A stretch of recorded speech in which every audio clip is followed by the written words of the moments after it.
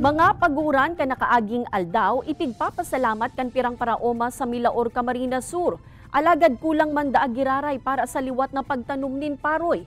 Pasulpot-sulpot na paguran kan mga nakaaging aldaw, may naitabang man subuot sa tahaw kan El Nino phenomenon sigun sa Department of Agriculture Bicol.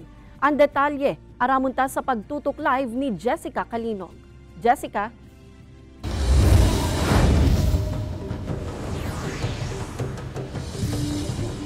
Kate, sigon sa DA Bicol ang mga pag-uran poon kan Enero na agindalan man, nganing mas dikit ang maging danyos na darakan El Nino sa sektor kan agrikultura sa Bicol Region. Kan nakaaging mga aldaw, paminsan-minsan na pag-uran ang naeksperyensyahan sa pirang lugar sa Camarines Sur. Dikit man ang nagbulos na uran, alagad na basa na kaini dawa papanuan umahan ni Tatay Isidro sa Milaor, Camarines Sur. Kaya tulos naman indang pinakaray an sa indang pasak nganing magduro-diretsyo na ang patubig. Tigpapantay naman kaya nindaan umahan nganing makapatiprak na nin banhi para sa sunod na cropping season. Alagad sigun kita Tatay Isidro, kulang man giraray ang mga pag-uran ngunyan kaya kaipuhan nindang diskartehan. Mare kung aral daw mga sarong atulong aldaw street, malataw na yan. Araw gato primero pa sa namang. Ano lang, nabasa lang.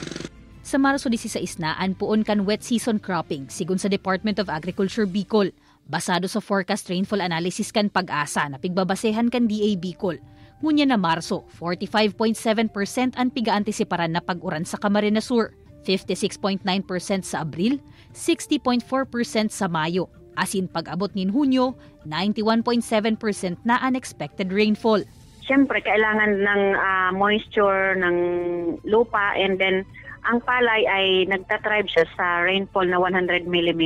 Yung mga rainfed, kung hindi sigurado na merong source of irrigation, siguro iba na muna ang itanim, yung mga tanim na hindi kailangan ng tubig talaga. Sigun kigwarin, nakatabang man ang mga pag-uuran nganing malimitaran ang danyos na pigdarakan El Nino sa sektor kan agrikultura sa rehiyon.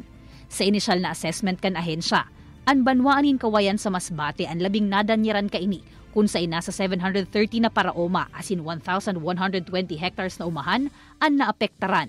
Katampad kaini ang 2,565 metric tons na production loss o nasa 70,605,000 na initial damage. Ano lang ito, very minimal lang kasi yung nataniman natin sa buong region ay 160,000 hectares. Itong pinag-uusapan natin, 1,120 hectares lang naman. Nasunog yung mga palay dahil sa kawalan na talaga ng tubig ay nagbitak-bitak na yung lupa.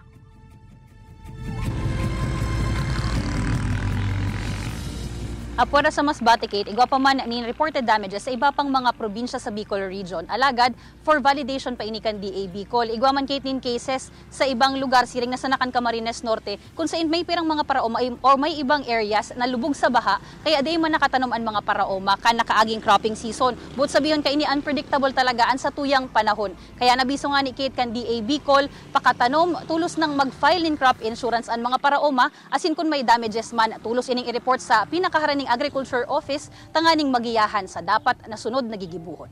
Kate? Alright, Jos Mabalos, Jessica.